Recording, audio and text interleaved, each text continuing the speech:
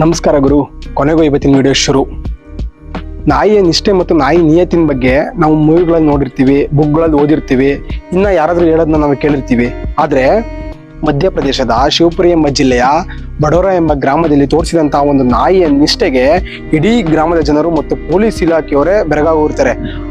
ಯಾವ ರೀತಿಲಿ ಆ ನಾಯಿ ನಿಯತನ್ನು ತೋರಿಸಿರುತ್ತೆ, ನಿಷ್ಠೆಯನ್ನು ತೋರಿಸಿರುತ್ತೆ ಅಂತ ಹೇಳೋದಾದ್ರೆ, ಮಧ್ಯಪ್ರದೇಶದ ಶಿವಪುರಿ ಎಂಬ ಜಿಲ್ಲೆಯ ಬಡೋರಾ ಎಂಬ ಗ್ರಾಮದಲ್ಲಿ ಜಗದೀಶ್ ಪ್ರಜಾಪತಿ ಎಂಬ ಒಬ್ಬ ವ್ಯಕ್ತಿ ಇರ್ತಾನೆ.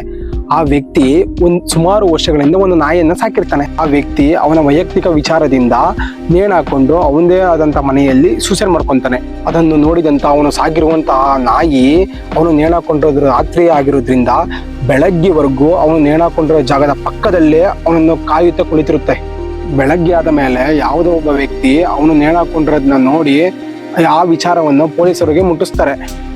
ನಂತರ ಪೊಲೀಸರು ಸ್ಥಳಕ್ಕೆ ಬಂದು ಮರಣ ಹೊಂದಿರೋ ವ್ಯಕ್ತಿಯನ್ನು ಮರಣೋತ್ತರ ಪರೀಕ್ಷೆ ಮಾಡಿಸಲೆಂದು 4 ಕಿಲೋಮೀಟರ್ ದೂರದ ಕೈರಾಗೆ ಟ್ರ್ಯಾಕ್ಟರ್ನಲ್ಲಿ ಆ ವ್ಯಕ್ತಿಯನ್ನು ಕರೆದುಕೊಂಡು ಹೋಗುತ್ತಾರೆ. ಆವಾಗಲೂ ಕೂಡ ಆ ನಾಯಿ ಟ್ರ್ಯಾಕ್ಟರ್ ಇಂದನೇ ಓಡುತ್ತಲೇ ಹೋಗಿ ಮರಣೋತ್ತರ ಪರೀಕ್ಷೆ ಮಾಡಬೇಕಾದ್ರೂ ಕೂಡ ಆ ನಾಯಿ ಮೃತದೇಹವನ್ನು ಕಾಯ್ಕೊಂಡೇ ನಿಂತಿರುತ್ತೆ. ಮರಣ ಪರೀಕ್ಷೆ ಮುಗಿದ ನಂತರನೂ ಆ ಮೃತದೇಹವನ್ನು ಹೊತ್ತೊಯ್ಯಲು ಕೂಡ ಆ ನಾಯಿ ಮೃತದೇಹದ ಜೊತೆಯಲ್ಲೇ ಬರುತ್ತೆ.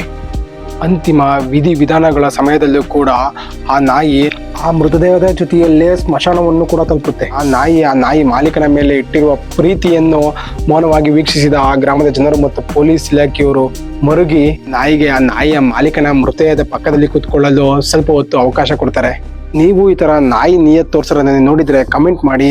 ಇಂಥ ವಿಡಿಯೋ ಮುಖಾಂತರ ನಾನು ಮತ್ತೆ ಬರ್ತೀನಿ.